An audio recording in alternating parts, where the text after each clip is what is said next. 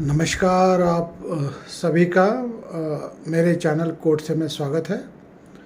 और आज हम फिर बात करेंगे एक ऐसी शख्सियत, उनसे जुड़े कुछ अफसाने और हकीकत और कानूनी मसला। तो हाल ही में हमने देखा होगा पूना में जो Porsche hit and run case है, ये काफ़ी चर्चा में है और मेरे हिसाब से ये ना तो पहला है ना तो आखिरी होगा। और इसके पहले भी कई ऐसे हिट एंड रन केस हुए हैं जिसमें क्या हुआ ये ऑलमोस्ट सभी के डोमेन नॉलेज में है। और ये हिट एंड रन केसेस जो है जहाँ पे वीवीआईपी या हाई प्रोफाइल सेलिब्रिटीज़ का इन्वॉल्वमेंट रहा है, तो उसमें से कई सारे बहुत चर्चित मसले हुए हैं। तो पहला ऐसा मसला जिससे एक सेलिब्रिटी जुड़ा हुआ था 1993 में, जो लेट राजकुमार एक्टर, उनके बेटे पुरू राजकुमार, इनका हिट एंड रन केस का मसला हुआ था। तो उस वक्त वो 35,000 मुचलके पे बरी हो चुके थे।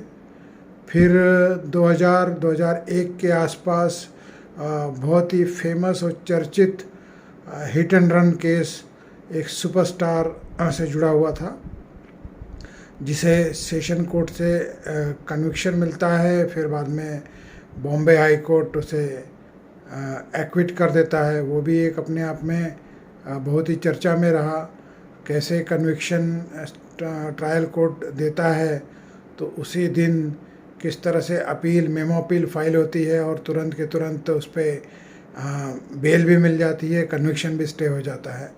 वो सारा कार्यक्रम एक दिन में हो चुका था। वो भी एक बहस का मुद्दा था। और उसके बाद हालांकि हाईकोर्ट उसे बरी ही कर देता है।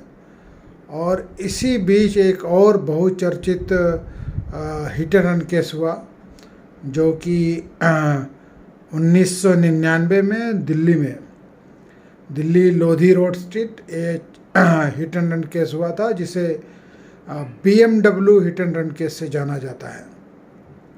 जिसमें जो आरोपी थे संजीव नंदा एक बहुचर्चित आर्म डीलर्स के बेटे और रिटायर्ड नेवल चीफ के बेटे थे,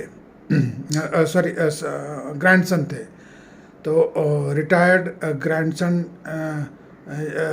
रिटायर्ड नेवल चीफ ग्रैंडसन के बेटे संजीव नंदा, उनके फादर जो है वो आर्म्स डीलर। और इनका ये वाकया होता है दिल्ली लोधी स्ट्रीट रोड पे, जहाँ पे रात में ये लगभग 7 लोगों को कुचल देते हैं अपनी BMW से। तो उनकी मौत हो जाती है और इस तरह से ये मामला हाईलाइट में आता है। तो उसके बाद पुलिस इन्वेस्टिगेशन होता है, फिर जो भी कार्रवाइयाँ होती है, और उसके बाद जो होता है वो मतलब एक अनप्रेसिडेंटेड होता है, ये अगर कहा जाए तो उचित रहेगा। एक ही साल में, 1-1.5 साल में ट्रायल हो जाता है। और उसके बाद पब्लिक एजिटेशन को मद्देनज़र रखते हुए मामला जो है दिल्ली हाई कोर्ट को रीट्रायल के लिए भेजना पड़ता है। दिल्ली हाई कोर्ट इसे रीट्रायल करवाती है। और फिर उस तरह रीट्रायल के ऑर्डर के बाद में सेशंस कोर्ट जो है, ट्रायल कोर्ट 2008 में जो मुजरिम थे संजीव नंदा, इन्हें 5 साल की सज़ा और फाइन, लगभग 50 लाख का फ़ाइन था। 65 लाख या 50 लाख का फ़ाइन, मुझे ठीक से याद नहीं, बट वो फ़ाइन था, FT अमाउंट था। वो कन्विक्ट करते हैं, उनको गिल्टी करार किया जाता है, उनको कन्विक्शन मिलता है और ये सज़ा सुनाई जाती है कि 5 साल की जेल और कॉम्पनसेशन जो है 50 लाख या 65 लाख जो भी था वो। अब उसके बाद में ये दिल्ली हाई कोर्ट में चैलेंज होता है और फिर वहाँ से सुप्रीम कोर्ट तक। तो ये पूरा ट्रैवल जो है प्रोसेस अपने अपील फोरम का वो एग्जॉस्ट होता है। फिर भी संजीव नंदा को जो है उसकी सज़ा जो है उसको कन्विक्शन बरकरार होता है। सिर्फ और सिर्फ सुप्रीम कोर्ट जो है उनका जो सज़ा का जो टाइम फ्रेम था 5 साल का उसको रिड्यूस करके 2 साल कर देती है, लेकिन उनकी सज़ा तो बरकरार रहती है और उसके साथ में ह्यूज अमाउंट जो कॉम्पनसेशन का है वो भी बरकरार रखा जाता है। तो ये था Sanjeev Nanda, grandson of retired naval chief. उनके फादर अपने आप में रसूखदार और आर्म डीलर, बहुचर्चित आर्म्स डीलर, और दिल्ली साउथ दिल्ली इलाके में अपना एक रुतबा और वीवीआईपी स्टेटस, जिन्होंने 7 लोगों को कुचला। और उनके बाद में ये BMW hit and run case काफ़ी चर्चित हुआ। जो इनको ट्रायल कोर्ट ने 2008 में सज़ा दी थी 5 साल की, वो बेसिकली एलिस्टर परेरा का जो केस था जो बॉम्बे में, जिसमें बॉम्बे ट्रायल कोर्ट ने उन्हें सज़ा दी थी, उसी को संज्ञान में रखते हुए इनको भी 2008 में उसी जजमेंट के हवाले से, उसी जजमेंट के प्रेसिडेंट के हवाले से इनको भी ट्रायल कोर्ट 5 साल की सज़ा देता है, जो बाद में दिल्ली हाई कोर्ट से लेके सुप्रीम कोर्ट में अपील फोरम में एग्जॉस्ट किया जाता है। हालांकि दिल्ली हाई कोर्ट में अपील में जो प्रोसिक्यूशन गया था और उसके बाद में सुप्रीम कोर्ट में एक्यूज़ गए थे, जो कन्विक्टेड एक्यूज़ थे। दिल्ली हाई कोर्ट में प्रोसिक्यूशन इसलिए गया था कि वो सज़ा बढ़ा के चाहता था, उनको इन्हांसमेंट चाहिए था पनिशमेंट के लिए, इस लिहाज से गए थे। और काउंटर अपील हुई होगी। तो बहरहाल ये एक मसला हिट एंड रन BMW बहुचर्चित केस अपने आप में बहुत ही पब्लिक डोमेन में रहा है, बहुत सारी चर्चाएं हुई हैं इसके बारे में। लेकिन इसमें जो ख़ास बात ये है, ये तो चलो जो अक्यूज़ थे जिन्होंने ये इस तरह का वाक़या या कांड किया था, उनको उनकी जो सज़ा कोर्ट ने मुकर्रर की वो उनको मिली।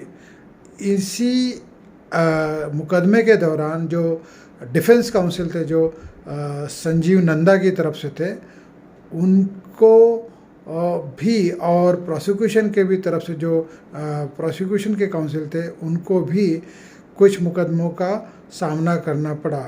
हुआ यूँ कि RK आनंद, और RK आनंद जो है वो डिफेंस काउंसिल थे और आयूब खान जो है ये भी प्रोसिक्यूशन की तरफ से लड़ रहे थे।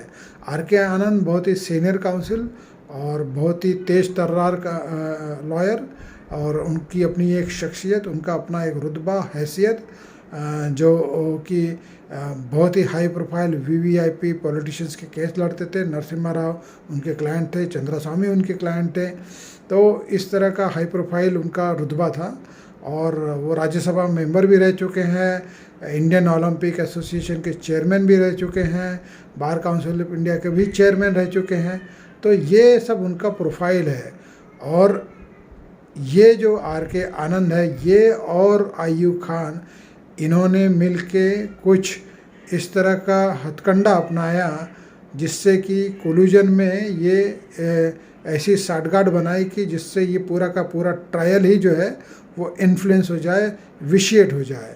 और ये जो है ये वाकया NDTV के स्टिंग ऑपरेशन में जब उजागिर होता है तो बहुत ही हायतबा मच जाती है।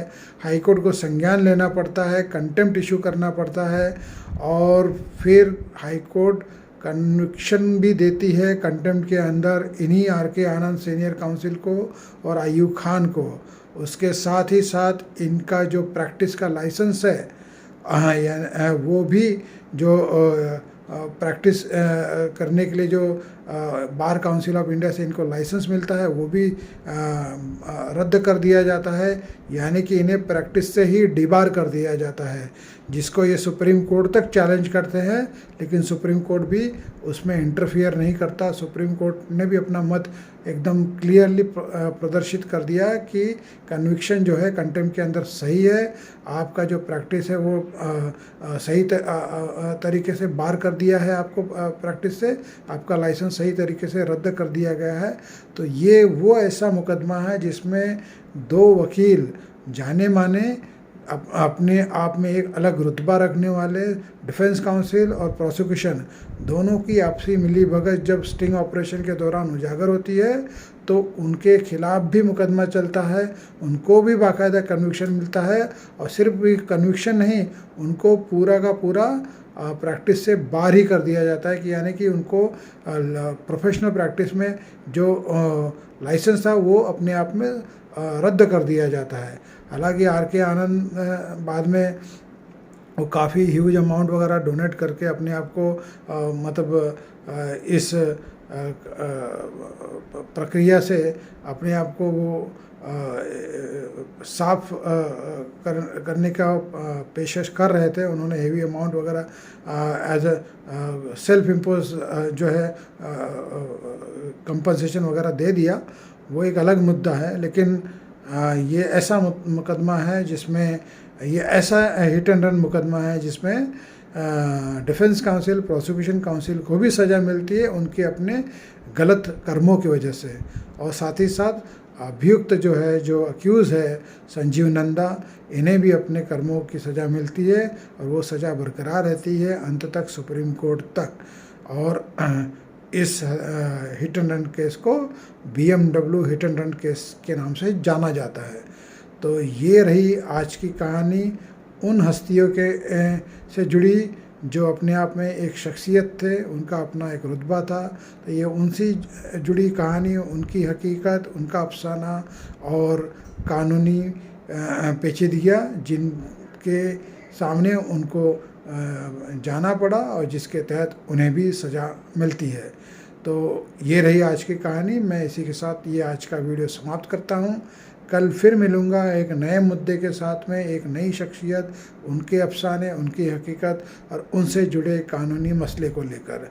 तब तक के लिए विदा। और इसी के साथ जाते जाते मैं दरख्वास्त करना चाहूँगा कि आप अपना कीमती वोट ज़रूर डालिए, और ये आपका दायित्व बनता है और ये आपका कर्तव्य है। फिर एक बार मैं आप सभी से रुखसत चाहता हूँ, विदा चाहता हूँ। फिर कल मिलूँगा एक नए वीडियो के साथ में, एक नए सब्जेक्ट के साथ में, एक नई हस्ती और उसके अफसाने, कहानी और कानूनी मसले को लेकर। जय हिंद, जय महाराष्ट्र और जय भारत। और thank you very much. Have a nice day.